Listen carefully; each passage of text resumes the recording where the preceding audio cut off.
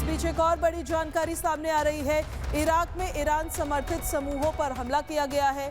US और Saudi के हमलों से इराक में तबाही हो रही है। इराक में मस्जिद को भी निशाना बनाया गया। IRGC के 20 अधिकारियों की मौत का दावा इसमें किया जा रहा है।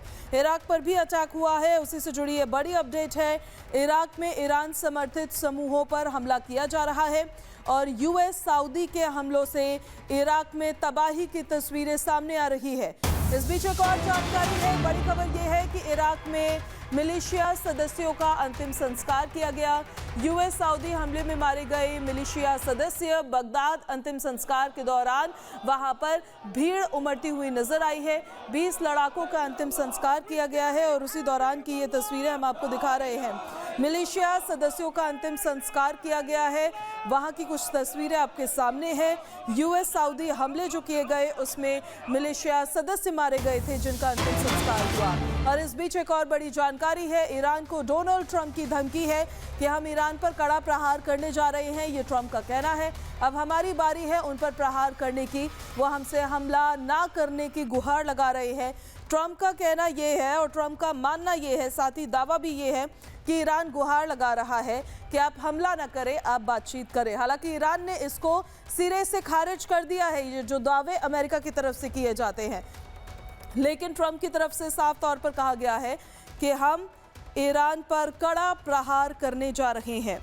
अब हमारी बारी है, उनका कहना है, प्रहार करने की। तो देखिए, एक तरफ अमेरिका है जो ईरान के कई ठिकानों पर हमला करता हुआ नजर आया है, कई शहरों पर भारी तबाही मचाई है, तो वहीं ईरान भी पलटवार कर रहा है और खाड़ी देशों पर लगातार यूएस बेस कैंप्स पर अटैक कर रहा है। इस बीच एक बड़ी जानकारी सामने आ रही है, वो अब हम आपको बताते हैं। ईरान की चीन से रॉकेट खरीदने पर ट्रंप का बयान भी सामने आया है।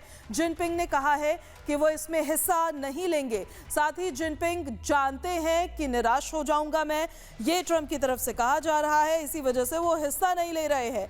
ईरान के चीन से रॉकेट खरीदने पर ट्रंप का ये बड़ा बयान। जिनपिंग ने कहा था कि वो इसमें हिस्सा नहीं लेंगे और जिनपिंग जानते हैं कि निराश हो जाऊंगा मैं।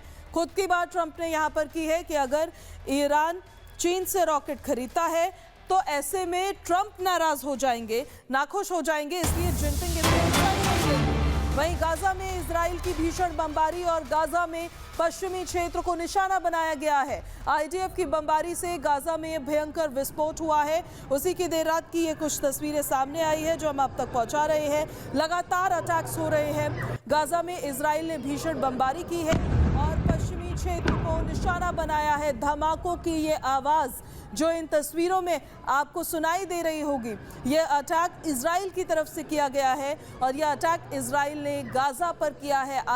इजराइल के IDF ने यह अटैक किया। IDF की बमबारी से गाजा में भयंकर विस्फोट हुआ है। और इस बीच एक और बड़ी जानकारी सामने आ गई है। गाजा में आवासीय इमारत पर भी हवाई हमला किया गया।